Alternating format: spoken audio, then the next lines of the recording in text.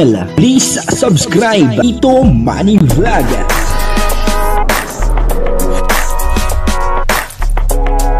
Payagan po si Tito Manny Vlog na mag-reactor para pambiling gamot sa kanya pong karamdaman. Wala man siyang records ng ng awayan. Naisahan nga po ba ni Arjen etong si Beyonce? Ha? Gaano po ba yung katotoo? Ha? At may mga issue po ngayon, na ganyan po ang issue na naisahan nga daw ni Arjen etong si Beyonce. Dito ay may video, sasagutin po nito yung ating mga katanungan. Pero bago po yan, ako muna po bumabati sa inyo lahat ng magandang umaga, magandang tanghali at magandang gabi sa inyo lahat mga kapatid.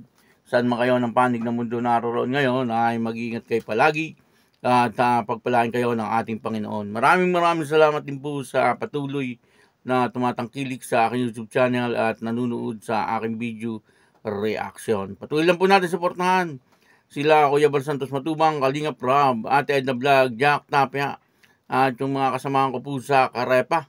Ganun din po yung mga charity vlogger na Kalingap partner.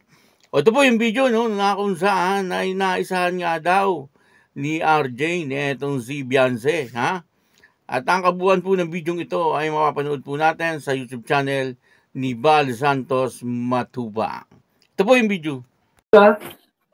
Binuhat ni matindi ang yakap ni Arjen. Sige kahit sino po mga kaibigan, papaids yan Papaido special. Ano kayo mong silos? Mga idsi. Okay, pwedeng i-love team dito kay Arjen. Papaido. Edsi. Arjen. Pagkayaka po ni Arjen, mga kaibigan, kitang-kita ko. Sabi yung pagkayakap-yakap po ni Arjen, mga kaibigan. Ano yan? May sakit wala. Alam niyo po, masakit ang sikmura mo, mahika ka, di ka makakayakap. Dinanas ko yan, anak ko mahika noon. Siyempre po, masakit sa dibdib. Grabing yakap niya. Ang talaga mga kaibigan, Sabi ko, ay Naisahan si Beyonce. Pagbatay-batay kayo at alam niyo po ba, uso ang gayaan ngayon. Usong yung gayaan. Pwede kayo magiging mapagbantay, mapagmatsyag, mawalang idsi. Kasi kahit mulat-mula pa, ilang taon na sila, ilang buwan na sila, sa kasi Beyonce, Papaido, ang idsi. Hindi pa po nagawa ni Beyonce ang kulambitin sa liig ni Papa Eds. Pero si Arjen po, isang tawag lang. Abay, may nagtanong din si Papaido tinawag. Abay, mali kayo. Bakit di ba sabi nindo? Ang daming pwedeng tawagin, bakit si Papa Eds? Abay, bumulong. Hindi nyo ba alam po doon sa bahay ni Carla? Noong pagkatawag po kay Papa Eds, binuhat nakayakap. Abay, magaling na.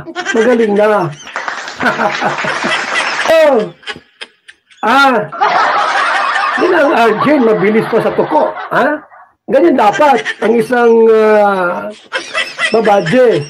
Pag pinahina kayo, abay baka mawala ang edsi. Huwag naman po sana. Mabilis si Arjen. Mabilis si Arjen mga kaibigan. Mabilis. Hindi na ingat si Papaido, si Arjen. Nako! Ingat ka.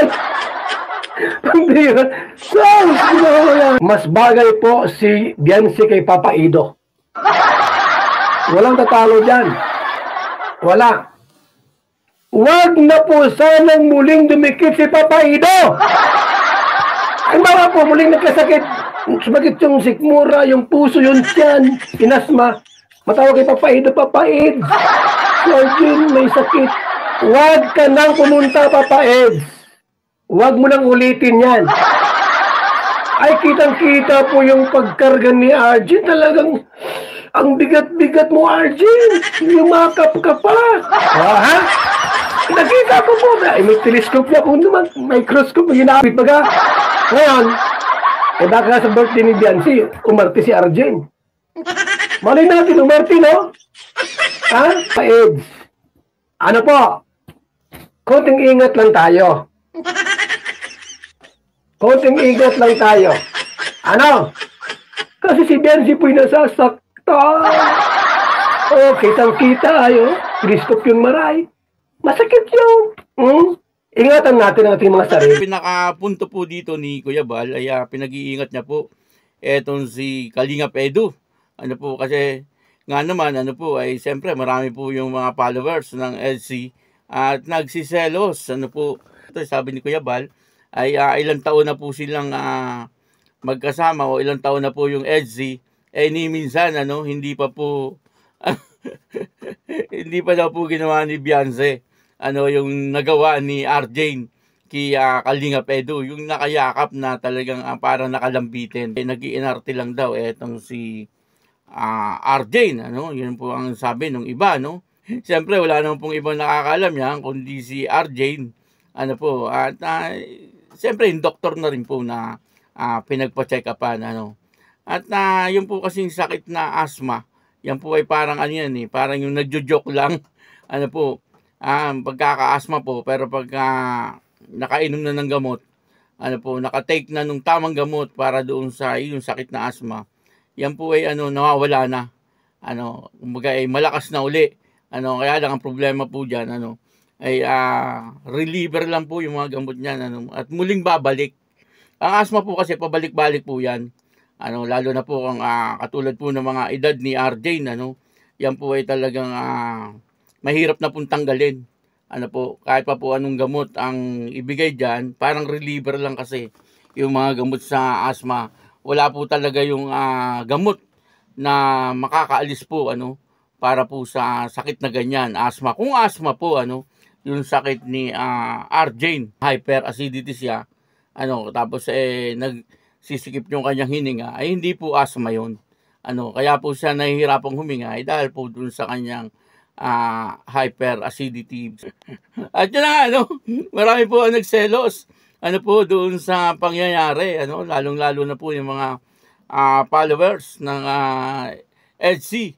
Po, kaya pinag-iingat ni Kuya Bal etong si Kalingap Edu. Baka akala po nila ay talagang nag-iinarte lang etong si RJ. Ang pinakapunto talaga ni Kuya Bal dito ay yung magmaingat po si Kalingap Edu. Sa bagay, kapag po emergency, ay talagang gagawin mo po ang lahat. Kung ako man po nasa katayuan ni Kalingap Edu, pagka po emergency na gano'n, ay talagang kahit na nga meron pa tayong ginagawa na importante, kapag ka gano'n na talagang namimilipit na daw po sa sakit, yun po ang nakita ni Kalingap Edu, nung nag-live po si Kalingap Edu, yun din po ang sabi niya, namimilipit na daw po sa sakit, itong si RJ, kaya yun na nga, dali-dali na nga po niyan dinala sa ospital, kasi siya nga po natawagan,